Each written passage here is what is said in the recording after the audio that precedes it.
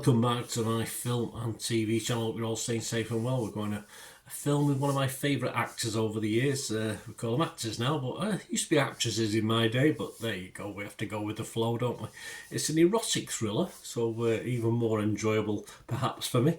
Written, directed and produced by Helena Rain, Reigan, I assume we pronounce it Rain, and it's called Babygirl, and it stars, of course, the wonderful Nicole Kidman as a high-powered CEO who puts her career and family on the line when she begins an affair with a much younger intern, yes, very younger, Sophie Wilde, and Antonio Banderas also star in this. Interesting role for Antonio, very laid back, very boring, sort of set up for the story, I suppose.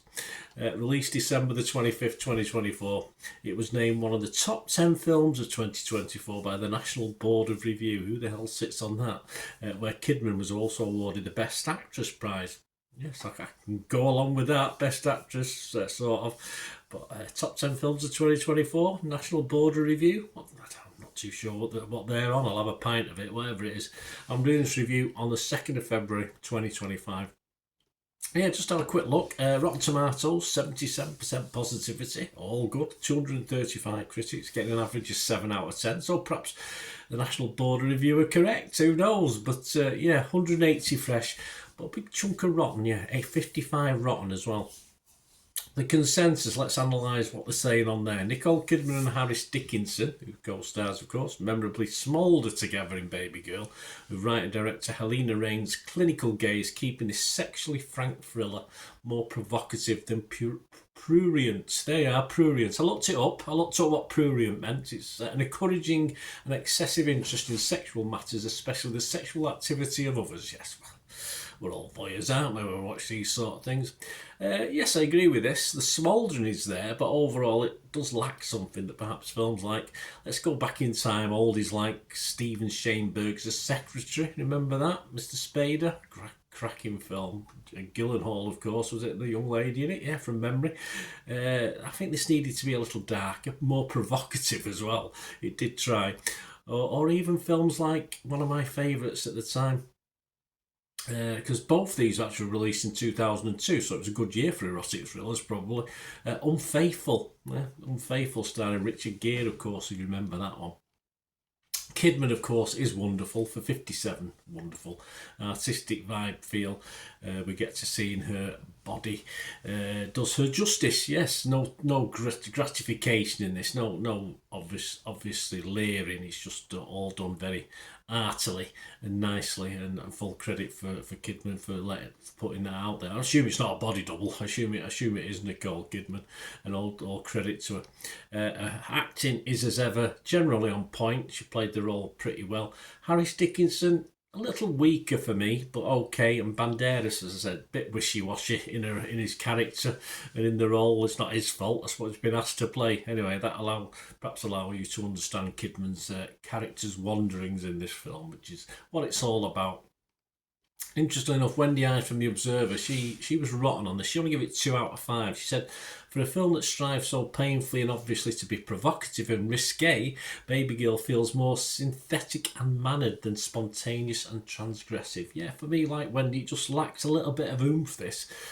From the held-back sexual activity, which I think is held back to decent erotic thrillers, to a lack of jeopardy and tension in the evolving storyline and plot, to sort of hits its peak of silliness and this as the two main male protagonists, the two male I won't say loves of her life, but people in her life have a fight, and it's almost laughable. It is really put. I mean, I know real fights aren't probably as choreographed as you see on the telly, but yeah, I mean, it wasn't exactly Bridget Jones style fight. If you think of the two male protagonists in that was quite funny, but this is just pretty pathetic, to be honest with you.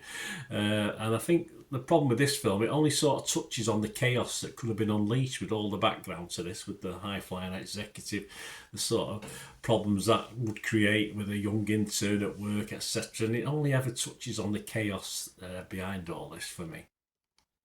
Metacritic, their average is again positive. I'm going against the grain a little bit. 79 out of 100 based on 55 critics. 48 were positive, 6 were mixed, and only 1 negative. Peter Bradshaw from The Guardian, he was the negative. He gave it 40. He said, the film drifts along to a strangely implausible non-denouement with impermanent effects. She has all the backstory with work and family, and he is weirdly blank in ways that don't feel entirely intended. Yeah. I have to agree with Pete. It just drifts along, and for me, the ending as well, which I've not mentioned, the ending is just pretty unsatisfactory for me as well. I hated the ending. 22 years ago, with those 2 films I've already mentioned, and perhaps even longer than that. I remember on my video shop in the 90s, from the 90s, there were some cracking erotic thrillers, and they were just that. This is probably a very poor update on what can be a very watchable genre if it's done properly. And as ever, Kidman, and I think most of the positivity I see, Kidman does get a mention. I think Kidman is the best thing about this, and she probably helps the thing along. But I don't think even she was particularly ever allowed to really let go in this. It is well liked. Just to finish off, Beth Webb from Empire magazine, which obviously I do feature because I do buy the publication. I have a lot of respect for it. She gave it 8 out of 100. She said, an exploration of carnal desire that is at once fiercely erotic, nuanced and raucously funny, with Kidman charging into the breach, floors bared, taking everything that rain hurls her way. I mean, Beth obviously hasn't seen too many erotic thrillers, perhaps from back in the day, though. I did miss the funny and hilarious bit in this. I'm not too sure where that came in. And yes, Nicole copes well with a limited ask, I think, of her talent in this. To finish off, the public sort of bit mixed. Rotten Tomatoes audience only 48% positivity. Metacritic users only 5.3. But you know me, I always like to go over Internet Movie Database for a wider range of thoughts, and it's getting an interesting score. 25,000 scores and reviews, so it's not a small number, and it's over that 6 that I like to see for films. It's getting a 6.3 out of 10, which says it's a watchable film. I can't imagine that score dropping too much over time. So there you go. The public are generally for this, certainly more than I am, because for me, I think it's just a missed opportunity. A decent setup, a decent background to this, and only sort of Kidman kept me vaguely interested as things just weren't totally, the I's weren't dotted, the T's weren't crossed. There's lots of background to this, could have added more jeopardy and tension, and it just didn't happen. And sadly, I think she wasn't given the right backup as far as the plot and as far as the co-stars for this as well. So yeah, my scores on this anyway. Just to finish off, guys, let me know what you think. It's always about comment. It's all about opinions. It'd be a very boring world if we all thought the same. I'm going to be rotten on this on Rotten Tomatoes. Sort of borderline because of Kidman's efforts. I'll be mixed though on Metacritic. And I'll give this my minimum score. I'm not going to give it a no score, which is anything I give less than a 5, I just give a no score. I'm not going to go and expand on that. But for this, I'll give it a 5 out of 10. It's all right, mainly because of Nicole Kidman's efforts, I think, for this. I was just disappointed generally. But I will give it a 5 out of 10. Let me know your thoughts, guys, please. If you do like what I try and do on the channel, it'd be fantastic if you can help support me. And if you need to find out ways of doing that, all I ask is you just keep for a couple of minutes watching and listening. Right, a quick shout out before we go for my sponsors at the moment. Piat6505, they've got a little eBay shop.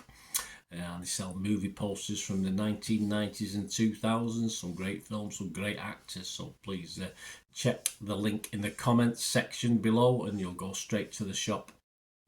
I dispatch everything between 24 and 48 hours. So if you see anything there, you want to order it, you can also mention my name. I mean, they are sponsoring me, so I do my little deal as well. So you can get 10% off. If you buy anything, just mention me, just say Bernard sent you, and they'll give you a 10% reduction on your order price. My thanks to Piat6505. If you're interested in sponsoring the channel yourselves, guys, supporting the channel by sponsorship, just let me know. My socials are on screen there, so just contact me about that and we can have a chat. Other ways to help me out, guys, if you watch the ads, if the ads on this, YouTube ads, that helps in a very little way, but it all helps. Watch the pennies and pounds look after themselves, they say, don't they? Or the pennies or the 10p's look after themselves. But if you watch the ads or follow the links on the ads as well, that's always a nice way. to support the channel if you sort of hang on for it. I've done that. I watched other people's and followed the ads, just something I fancied, which does happen from time to time. Of course, you can support me by pushing that subscribe button as mentioned earlier, and that's of course pressing the button so you know when these vlogs are coming out. And of course, I'm always interested in your opinions, and of course, if you can give us a like, that'd be wonderful as well. So thanks for watching, guys. Hopefully I'll join you very, very soon with something else. Until we meet again, I'll never ask one thing, don't I? Please stay safe, everyone. Bye for now.